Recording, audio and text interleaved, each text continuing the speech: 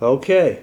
Okay, well, there's one thing that I've been thinking about that I wanted to bring up, how people don't really change that, or at least I haven't changed that much. Because when I was in high school, we had our senior yearbook, and you know how you list your activities and then you list your hobbies. Well, my hobbies were reading and knitting. So, what are my hobbies now? Reading and knitting. And bridge, which I didn't learn to play until later, but that's what it is in my yearbook, is reading and knitting. Well, that's good. That's good. Well, I think everybody should know that when we finished the last discussion, right, we were going to get together in a week. And it was Oh, this is a week later, it's right? just before Thanksgiving when we met last year, and it's just before Thanksgiving now. It's just a year later. Uh, It's what, November the 16th today? yes. And I think last year, I'm not quite sure what it was, something like the 12th. So a whole year's gone by, and a lot has happened in a year when you think about it. Yes, All it the has. things. So maybe you could just. Most of them good. What has happened in the last year? Think of all the things we've done. What have we done? Well, for one thing, Colin got married. That was a big thing. That was the big thing. And, well, we went to the Panama Canal, Yeah. and I went to 2 graduations. Yeah. Sylvie's graduation, and Deborah got her PhD. We went to that graduation. We went to Virginia and saw the new baby, Yeah. who's going to be a year old on February 1st. Yeah. And now there's another new baby coming. Yeah. Casey. So, you know, we keep having babies and weddings. Yeah. And And what else has happened this year? We've had a big election again, and Romney managed to lose, which I know you're happy about. yes. And yes. we've had this horrible storm in New York that has basically wiped out Oceanside, right, where the kids grew up. Parts of Oceanside. I don't think that the house where we lived would have been affected. But I could be wrong. I mean, Sari's house is not that far away, and of course, I mean, their house is intact, just they had a flooded basement. Yeah, but Sandy said that the middle school that she went to was totally condemned, and Yeah. I understand the hospital is too. Someone told me the hospital. Oh, I in didn't hear Oceanside. about the hospital. I don't know for sure, but someone said that. I'm surprised, because the hospital was further north, and it's on Okay. higher ground. Well, it might have been one of the other towns along Yeah. there, but Yeah, I don't someone think mentioned it to me today that they'd heard about a hospital in that area that was shut down. But anyway, couldn't have been much worse, could it? No. No. But, well, the New Jersey Shore. Right. And Staten Island. Right. And parts of Brooklyn and Rockaway all Yeah. along Yeah. there. And that's where there was that fire, about 100 Yeah. homes burned. Yeah. It's been a pretty amazing year. And we broke the record for most days in a row with no rain. What was it, like 60 days in a row or something? Oh, more than that. Was it? Yeah, I think it was about at least 3 months, 3 or 4 months. Yeah, we didn't have any rain at all. But we're getting it now. It's starting up again. Yeah, but it hasn't been too bad yet. Yeah. Well, when we stopped the last time, we were talking about your father's brother going to Europe and taking your father. So maybe we could start up a little bit there about just because I don't think we actually finished talking about what he did over there and how that came out. Well, it was a great trip. As I said, he spent 2 weeks in Poland with his mother, and there were a number of sisters that, you know, I really don't know that much about his family there.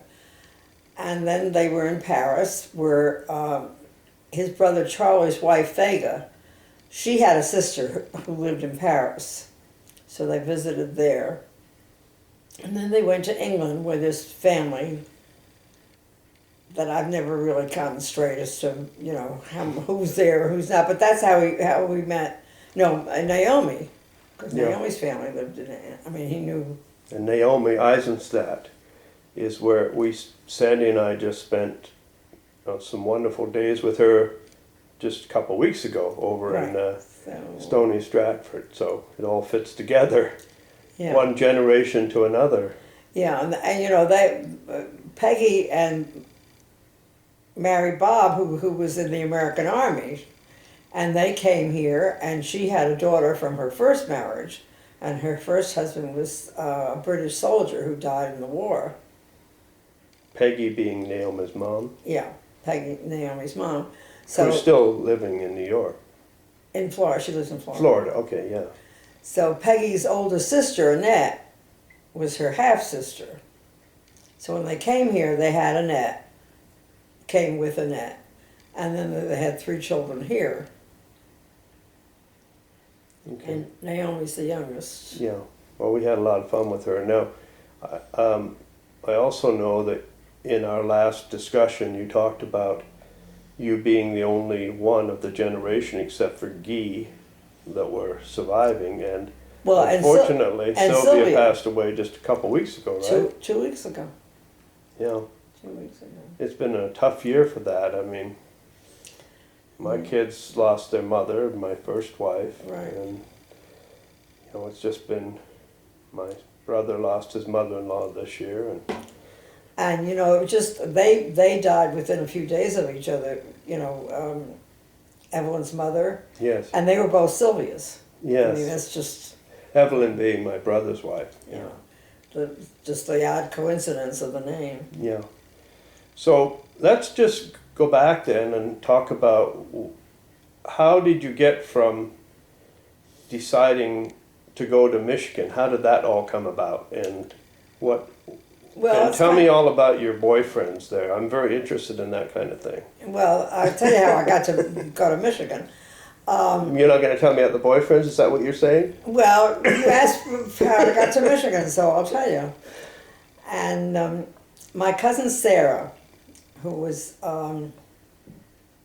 she was my father's sister's daughter, or Kalea. That was one of the ones who came here. And they had 3 children. I was very close to that family, even though they were quite a bit older than I was. But Sarah was married to a man who had a PhD in math from, what's the college in Nova Scotia? Well, there's Arcadia, No. I think, Dalhousie. Dalhousie. He got his doctorate at Dalhousie. Well, at that time, I didn't know anybody who had a doctorate.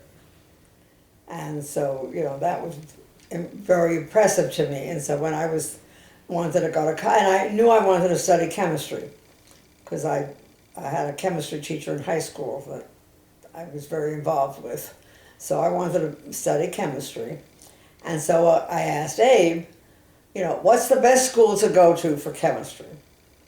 Well, I guess he realized that there were financial considerations because he didn't mention some of the expensive schools. But he said University of California would have been the top, and Michigan and Wisconsin. And amazingly enough, my parents were going to let me go to California, which in those days meant that I wouldn't see them for a year because you didn't come home from California. There were no planes. We went by train every place. So I was really going to go there. Would that have been like Berkeley? Yeah, Berkeley, I guess. Berkeley, okay. But then we heard about this girl who was the daughter of some family friends of some, anyway, who went to the University of Michigan. I met with her, and she told me about how she loved Michigan and how wonderful that was. And I sort of reconsidered. I said Michigan was far enough. And so I applied to the university. And in those days, you didn't worry about getting, well, I was valedictorian of my high school class. There were no SATs, you just sent in your application.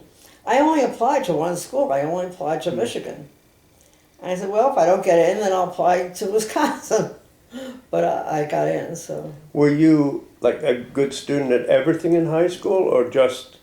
Oh yeah, well I was the valedictorian. I don't know what valedictorian means other than you give a speech. Does that mean Well, you it were the means top you're student? top student in the class. So you were a top student. And it was a large class. I mean, we had Quit bragging. over We had about 4,000 students in the class. Wow. So you had the highest GPA in the school, or do they have GPAs then? Well, it wasn't called, it was called just your average. Yeah. So you were good at English and math and languages? Yeah. What language did you take? I took French and Latin. I took 4 years of Latin and 3 years of French. But you can't speak French. Well, I know a little French. I know very little too. I couldn't speak it. I had it for 5 years and I don't know any. But, well, when Nathan and I were in Paris, in France, we were the linguists of the group. We knew more his high school French and my high school French. But no, they had what they call the classical program in high school. And if you were in the classical program, you had to take 4 years of Latin and 3 years of French. So that's what all the smart kids were in that program. As a result of which, I only took 1 year. You could only take one science after general science. You could take either biology, physics, or chemistry. And I took chemistry. And I really wanted to take physics, but there was no room in my program for that. I would have had to drop a year of either French or Latin, and then I wouldn't be in the classical program anymore. Well, I wasn't going to give that up. It's interesting, isn't it, how So- things have changed? Because Yes. there isn't any classical program now. So that, well, you know, when Toby, and Toby's my oldest grandchild, when she was in high school, I think she took 5 years of Latin in high school. But anyway, So you ended up then going to Michigan that fall. so I went to Michigan that fall, and that was the year, that June, my father sold his store. Now this store, you know, was a candy store. It was open 7 days a week, Yeah. from 7 in the morning till about 10 or 11 at night. Which meant we never went anywhere as a family. We never had a family Yeah, you vacation. mentioned last week, or last year, last week, that you then went on up to the mountains for We a went couple, up- right, we couple went- of weeks. Yeah. So we rented a place in the Catskills for Yeah. the summer. And we spent the summer there. And then we moved to Washington, where my mother's sister and her husband had moved a few years before. And, you know, business prospects were better there. So we moved there at the end of the summer, and then I was only there for a couple of weeks, and I went off to college. And while I was away at my freshman year is when they bought another store, yeah, and that was the delicatessen, more of a delicatessen that we Yes. saw. which you have a picture of. Yeah. Now, when you went to Michigan, then you went. How did that work in those days? Did you go straight into chemistry? I mean, what did you take at Michigan? Yeah, Did well, you know you were going into? Did they know you were going into chemistry? I don't know how it worked then. well, no, you didn't declare a major until afterwards. But my freshman year, I know I took chemistry, English, and I had to take German, because if you were going to be a chemistry major, you had to take scientific German. And before you could take scientific German, you had to take a year of regular German. So I know I took chemistry, English, German, and Did you take any mathematics? math, yes, Yeah. yes, of course. And I was in an advanced math Mhm. class, which was really too advanced for me. I mean, I really struggled with that. And so you went there in those days just for 4 years, and you lived. Did you live on campus? That was Ann Arbor. I know that. That was Ann Arbor. Which one of your children went to Michigan? Wasn't Bob? Was it Well, he went to law school. law school there? Yeah, Okay. nobody went as an undergrad. He Okay. went to law school there. No, well, they had a lot of dormitories, but I couldn't get into the dorm. The dorms were full. But they had what were called league houses, which were run by a couple, you know, people who owned the house. It was a big house, and they rented these rooms. They had to be approved by the college, and this was an all Jewish girls' house. So there were 18 girls, and we all lived in the house, And Did you have your own room and everything? Well, no, there were a few singles. I actually ended up living there for 2 years because we really liked it. And the second year, I had a single room. But my first year, there was this one really very large room, the largest room, which 3 girls had, except that on the attic floor there was like a sleeping loft. And so this room where we all each had a desk and our closets, but there was only one bed. So I had that room. I slept there by myself, and the other 2 were upstairs in the sleeping loft. And the reason I got to have it is because I stayed up later than than the others did. That just because that's your natural tendency to do it. You still do. You read all night. Yeah, I stay up. Did you have cable TV? That's the important thing.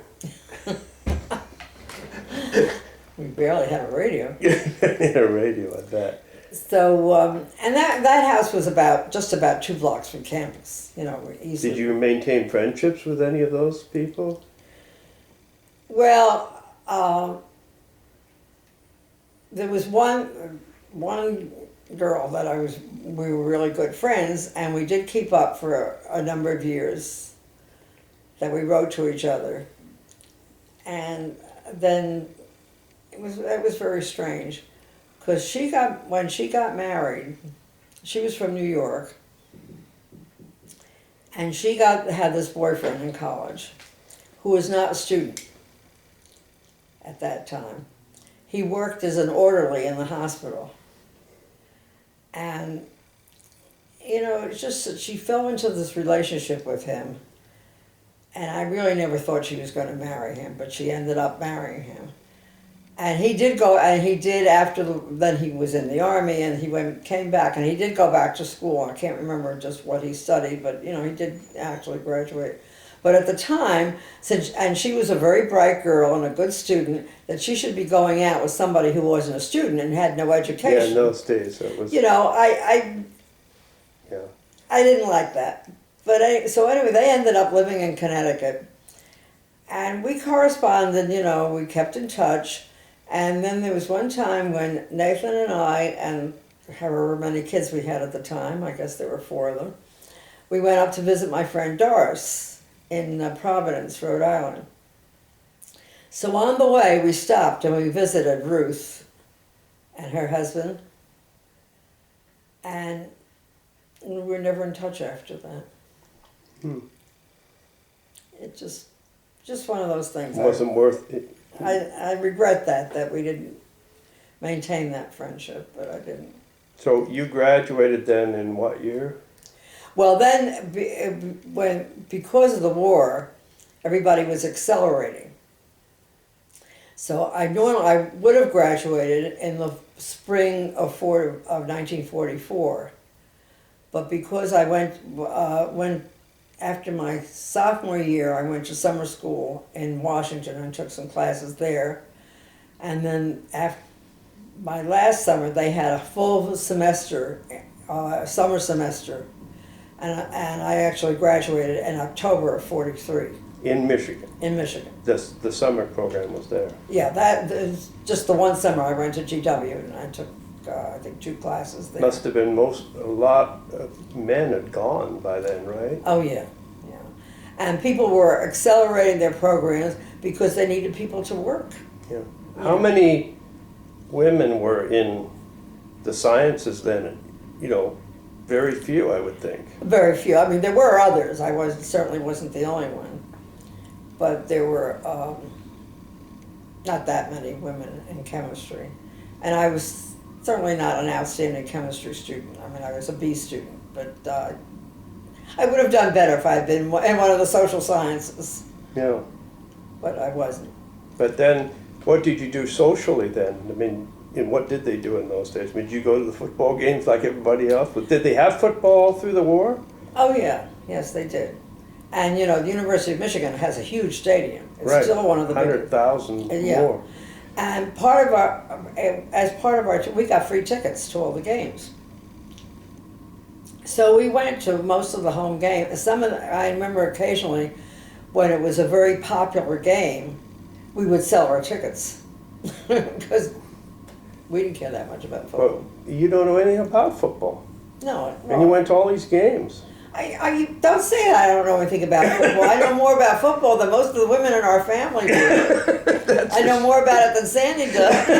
That's for sure. You mean you know that you have to get a first down in 10 yards? Yes, I That's do. more than she knows. I've always known that.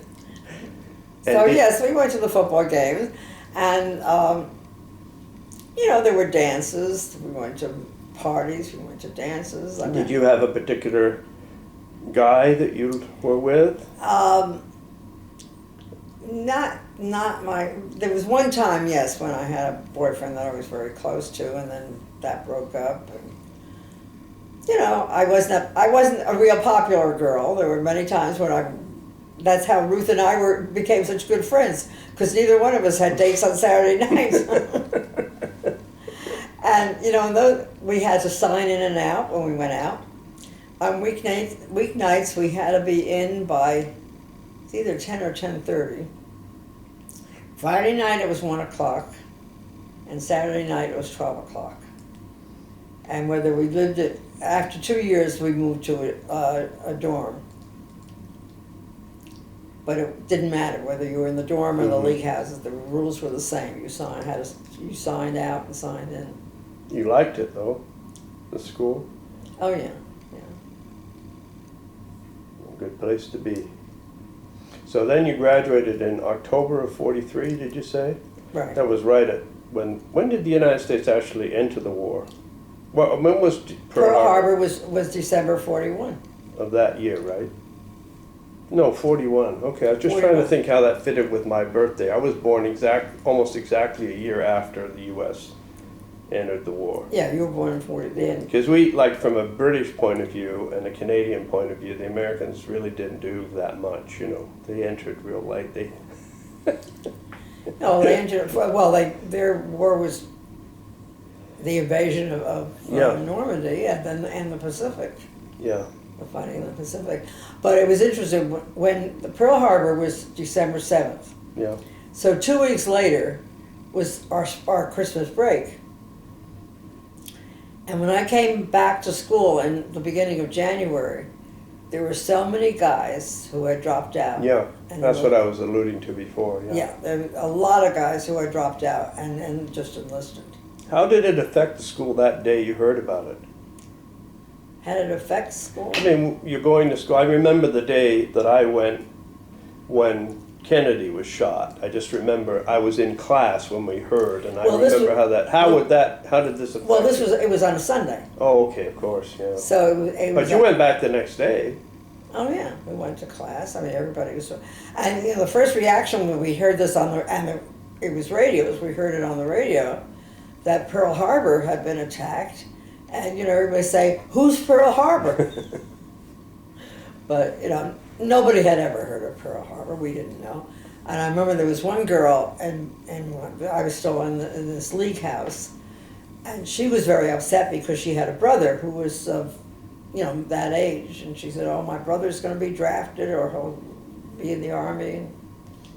Yeah. Well, probably was. Probably was. Yeah. And I remember there was one girl that she was a year ahead of me. So she graduated. But anyway, about a year after I graduated, I was in New York visiting, and I ran into her on a subway platform. And we greeted each other, and that's when I found out that she had already been married and widowed. Oh gosh. She got married, after she graduated a year before I did, and her husband was killed in the war. So in 43, when you graduated, then you moved back to Washington? To Washington. And you got a job? Yes, I guess when I was home, sometime during the summer or something, I had interviewed for a job. I already had a job offer. I knew I had a job starting. I graduated, I think, in October, and I started working December 1st. And what were you doing first? What? Is that when you first started teaching? Oh, no, teaching was way, I wasn't qualified to be a teacher. I was a chemist. I worked for the Department of Agriculture in Beltsville, which is outside of Washington, and it's the Experimental Research Center. And I worked for the Bureau of Home Economics and Nutrition. And I did vitamin assays on canned and frozen foods had just come into existence. And we did assays on canned and frozen foods, how they held up, over time. As far as the vitamin content. Vitamin C and riboflavin and thiamine, those three things. But I went to the Department of Agriculture building in Washington, and the first day, and they drove me out in a van or something to Beltsville, which was was outside of Washington. And the first thing they did was take you to what I guess was the personnel office or something, and arrange for a carpool for you, because there was no way of getting there. I lived in Washington. There was no bus or anything that went there. And of course I didn't have a car. And everybody had to carpool because there was gas rationing. And in order to get their coupons, they had to take passengers. Mm. How long were you there then? Well, I was there from December 43 until May of 46. And that was when I was pregnant. I got married What year was it you got married? I've forgotten. in 44. 44. So you met Nathan pretty soon after you... Well, no, I had met Nathan a couple of years before. Okay. I met him at Esther's wedding. That's the famous story of him giving you an IQ test that you passed. I'm not really sure that's what you did up in that bedroom, but it's okay. You don't have to tell the details.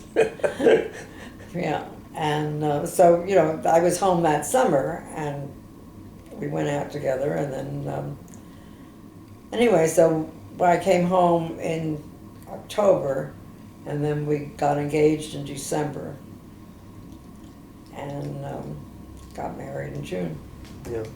What did you do when you dated in those days? I mean, did you go to films or plays, or did you just go to the park? What did you? We went to movies. We went to plays. We went to in the summer. There were concerts like the Watergate concerts in Washington. We went to. What do you mean Watergate concerts? There was. That's where the apartment is now? Yeah, there was no Watergate buildings there, but there was on the Potomac River. There was a band shell, and there were concerts. And I remember we liked rowing, and you could rent rowboats, and we rented rowboats, and we went rowing on the river. So where did you go for your honeymoon? I don't know about that. Or you go, at that time would be pretty hard to go, wouldn't it?